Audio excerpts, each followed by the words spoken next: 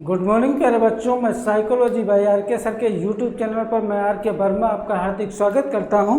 और हम लोग पढ़ रहे हैं बाल विकास, और बाल विकास का इतिहास पढ़ें और बाल विकास की अवस्थाएं पढ़ें, और उसी के क्रम में हम लोग बाल विकास के सिद्धांत भी जो है पढ़ लिए लगभग सभी। और अब जो है हम लोग तीसरी यूनिट की शुरुआत किए हैं। तीसरी यूनिट में पहला लेक्चर मैंने जो है आपको जो है रिकॉर्ड करके जो है बता दिया है कि बाल केंद्रित शिक्षा के विषय में, और दूसरा जो आपका टॉपिक पढ़ता है वो पढ़ता है समावेशी शिक्षा।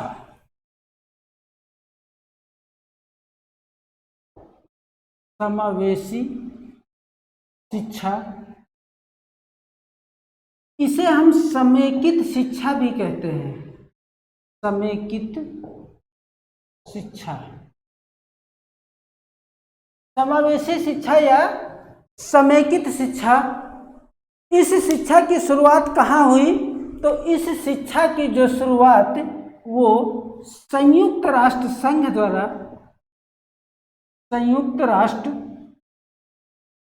संघ द्वारा 1993 में कनाडा से हुई।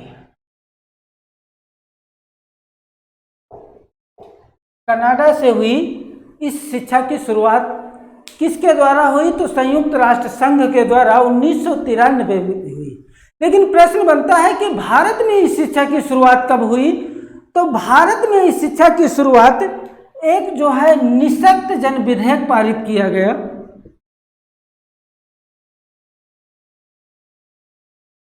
निःशक्त जन विधेयक, निःशक्त जन विधेयक 1995 में संसद से पारित हुआ। संसद से पारित हुआ, और इस जो है एक्ट के द्वारा जो है भारत में जो है समावेशी शिक्षा की शुरुआत हुई। संसद में ये विधेयक किसने पेश किया? तो संसद में ये विधेयक गोपाल कृष्ण गोखले ने प्रस्तुत किया। गोपाल कृष्ण गोखले ने यह विधेयक पेश किया था। इस विधेयक में क्या बताया गया है? देखो, इस विधेयक में बताया गया जब शारीरिक रूप से, मानसिक रूप से, देखो, जब शारीरिक, मानसिक रूप से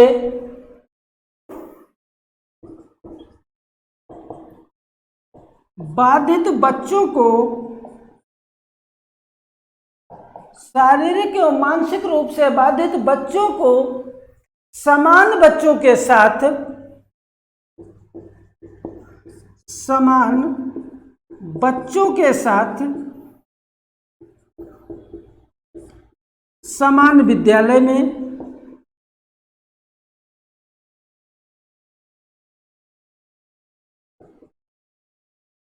समान विद्यालय में समान शिक्षकों द्वारा,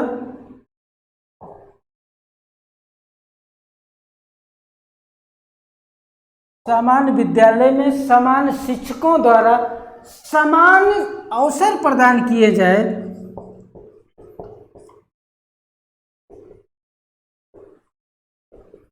समान अवसर प्रदान किए जाए, उसे समावेशी शिक्षा कहते हैं।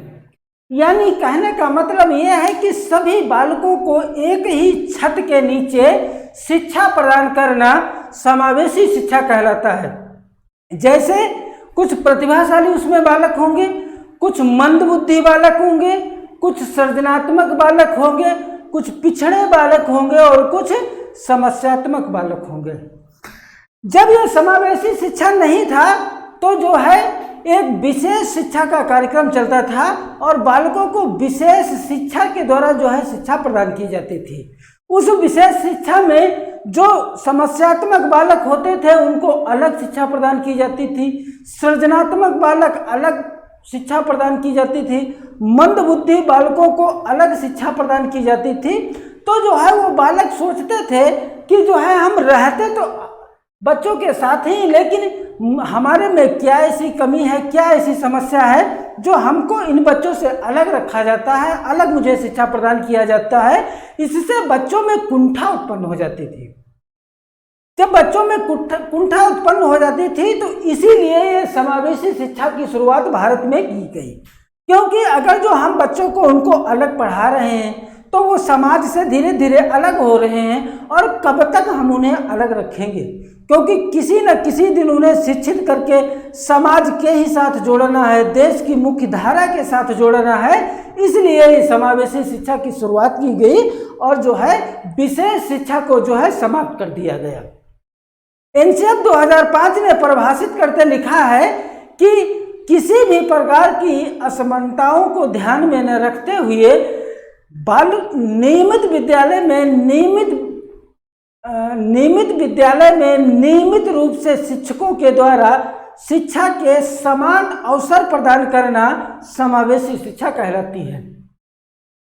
यानी एनसीएफ ने कहा कि अगर जो शिक्षक पढ़ाने जाएगा तो विविध प्रकार की विधियां होगी उसके पास, और जो है आकलन करेगा, सीखने का पर्याप्त अवसर देगा, टीएलएम होगा।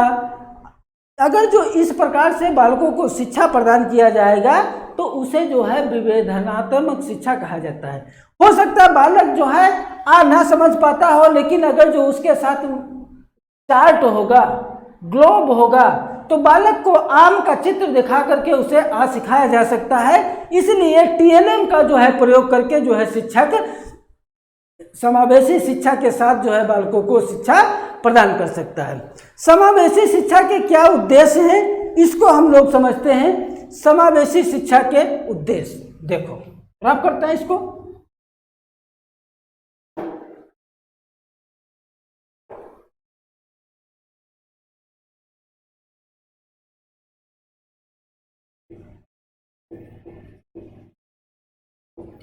उद्देश्य देखो, पहला उद्देश्य यही है कि असमर्थ बच्चों को सामाजिक सांस्कृतिक रूप से असमर्थ बालकों को सामाजिक सांस्कृतिक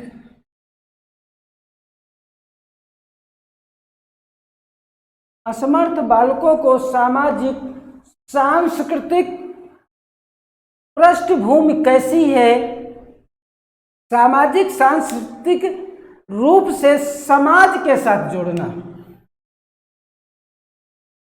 रूप से समाज के साथ जोड़ना।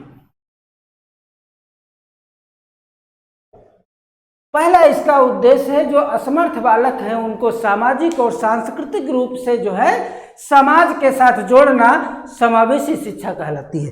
दूसरा पॉइंट है कि बच्चों में जागरूकता की भावना का विकास करना, बच्चों में जागरूकता की भावना का विकास करना।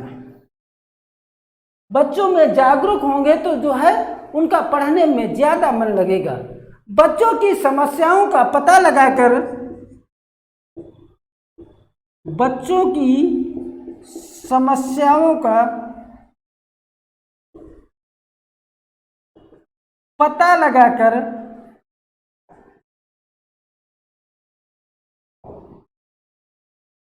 उनकी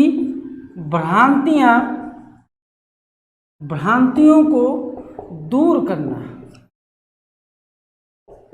यानी बालक में कोई समस्या है तो उनकी क्या समस्या है, क्या उनकी कमी है, वो भ्रांतियों का जो है पता लगा करके उनको दूर करना। सभी बच्चों को शिक्षित करके देश की मुख्य धारा से जोड़ना, सभी बच्चों को शिक्षित करके देश की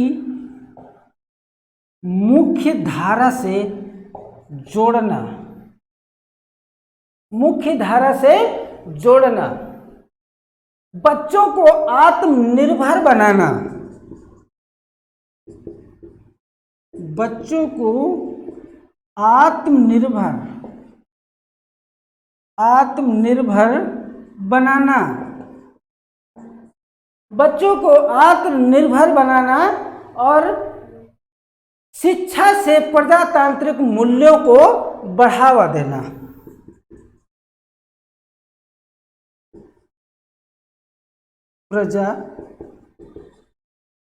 प्रजातांत्रिक मूल्यों को बढ़ावा, प्रजातांत्रिक मूल्यों को बढ़ावा देना, ये समावेशी शिक्षा के मुख्य उद्देश्य हैं। फिर से एक बार देखिए, असमर्थ सामाजिक व सांस्कृतिक रूप से पिछड़े बालकों को समाज के साथ जोड़ना। दूसरा है बच्चों में जागरूकता की भावना का विकास करना। तीसरा है बच्चों की समस्याओं का पता लगा करके उनकी कमजोरियां यानी भ्रांतियों को दूर करना। अगला है बच्चों को शिक्षित करके देश की मुख्य धारा से जोड़ना, जिससे भारत में जो है शिक्षा की क्रांति का प्रसार हो सके। और अगला पॉइंट है कि बच्चों को आत्मनिर्भर बनाना, सेल्फ डिफेंस बनाना। और अगला है प्रजातांत्रिक मूल्यों को बढ़ावा देना। ये जो है समावेशी शिक्षा के मुख्य उद्देश्य हैं। लेकिन समावेशी शिक्षा व्यवस्था कैसे प्रदान किया जाए, यानी एजुकेशन पैटर्न क्या होना चाहिए, उसको हम लोग समझते हैं।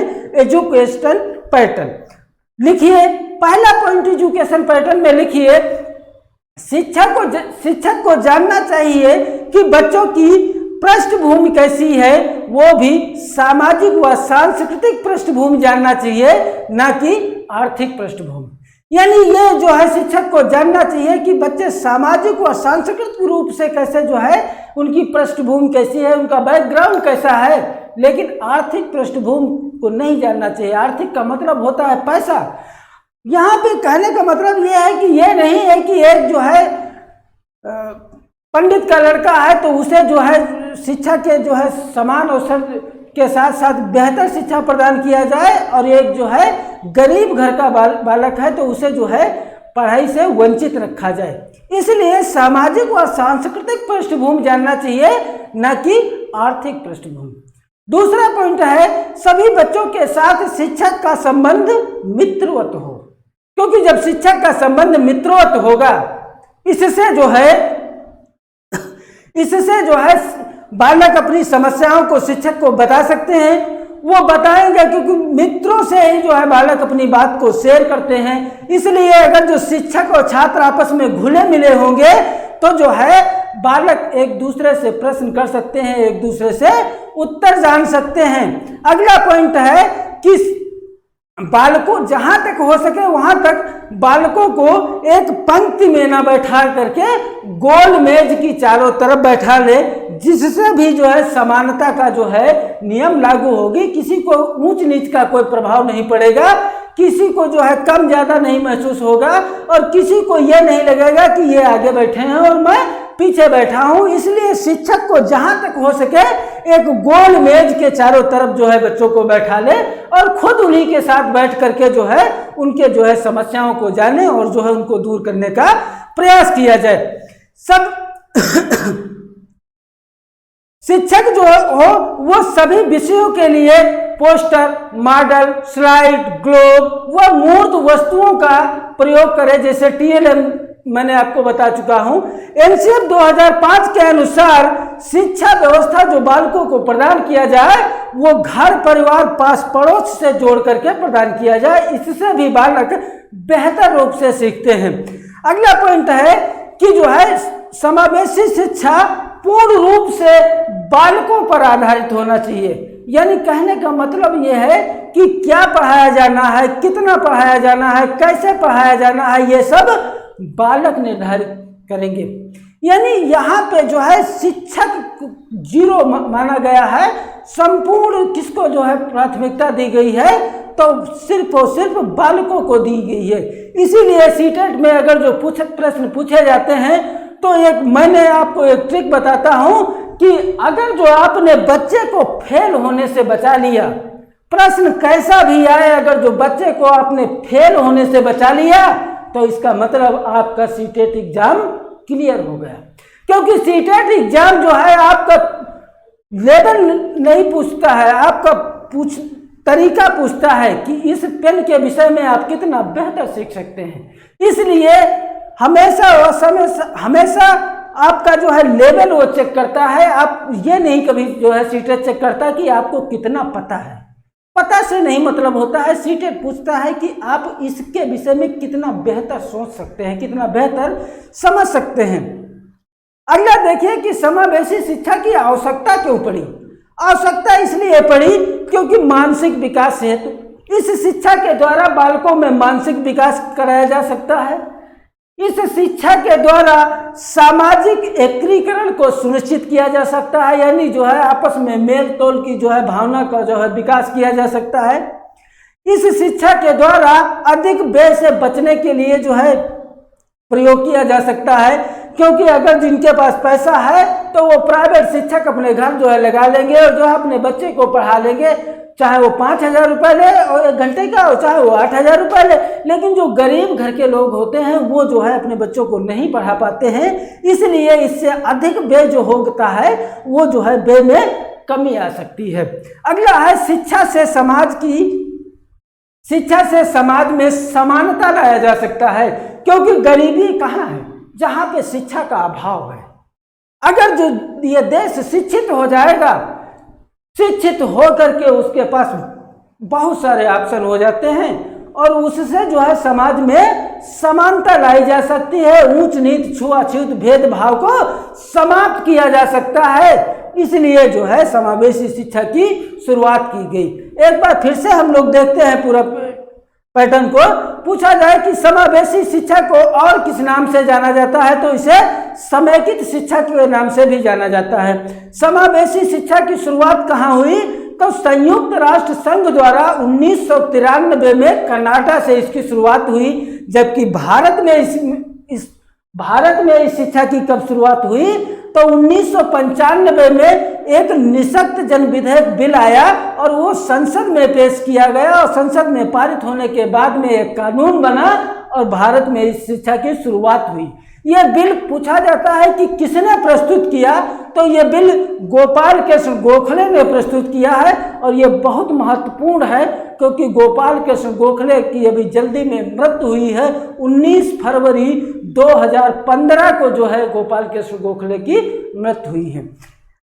मेरा सारे पॉइंट आप देख लीजिए, समझ लीजिए। जितने भी शिक्षक के एग्जाम होते हैं, इससे बाहर कहीं कुछ नहीं आने वाला है। आप परेशान ना होए, केवल आपको ये सारी चीजें रटना नहीं है, केवल आपको समझना है। क्योंकि बाल विकास आपको जो है रट करके अच्छे नंबर नहीं गेन कर सकते हैं, केवल और केवल समझ करके, कॉन्सेप्ट विकसित करके आप अच्छे नंबर गेन कर सकते हैं। इसलिए मेरे साथ जुड़े रहिए, लगे रहिए, घर पे रहिए, स्वस्थ रहिए, मस्त रहिए और सरकार के द्वारा लॉकडाउन का पूर्ण रूप से पालन करते रहिए। और जिस दिन जो है सरकार की गाइडलाइन आ जाएगी, उस दिन से आपकी ऑफलाइन क्लासेस शुरू हो जाएंगी। और तब तक मेरे वीडियो को अगर जो आप पसंद करते हैं तो इसे लाइक शेयर सब्सक्राइब अवश्य करें। Thank you all of you.